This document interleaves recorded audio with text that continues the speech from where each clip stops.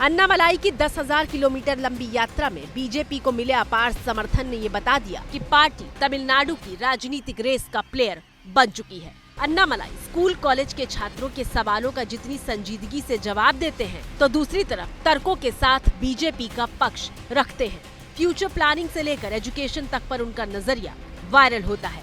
तमिलनाडु में क्षेत्रीय दलों के सहारे भारतीय जनता पार्टी आगे बढ़ रही थी और हर जगह पे उसकी रुकावटें आ रही थी। अन्नामलाई के रूप में या अन्नामलाई के कारण तमिलनाडु के सुदूर गांवों तक भारतीय जनता पार्टी की पहचान बढ़ी।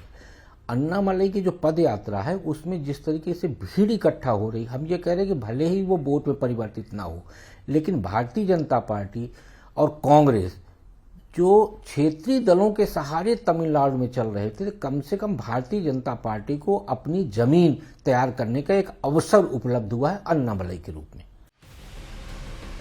और ऐसा नहीं है कि अन्नामलाई सिर्फ यात्रा के बल पर माहौल बना रहे हैं, वो विरोधियों को भ्रष्टाचार के मुद्दे पर घेर रहे हैं। दरअसल साधारण किसान परिवार से ताल्लुक रखने वाले अन्नामलाई की छवि बिल्कुल बेदाग है। राजनीति में आने के बाद अन्नामलाई ने डीएमके फाइल्स के नाम से डीएमके सरकार पर भ्रष्टाचार के आरोप लगाए।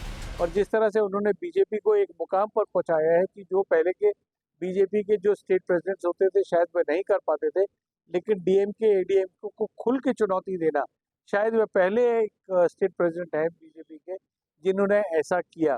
और अगर इस तरह का उनका जो एक एक्सपेंशन प्लान है उनके दिमाग में, जो रणनीति वे चला रहे हैं, तो ऐसा अगर रहा तो वो दिन दूर नहीं है कि वह या एडीएमके के साथ गठबंधन में राज्य में सरकार बनाने में कामयाब हो सकते हैं। अन्नामलाई ने न सिर्फ विरोधियों को घेरा बल्कि तमिलनाडु में बीजेपी की छवि को बदलने का काम भी किया है। अन्नामलाई ने बीजेपी की हिंदी समर्थक और ब्राह्मणों की पार्टी होने की छवि को तोड़ा है। अन्नामलाई गौंडर जाति से ताल्लुक रखते हैं, जो पिछड़ों में राजनीतिक रूप से काफी मजबूत है।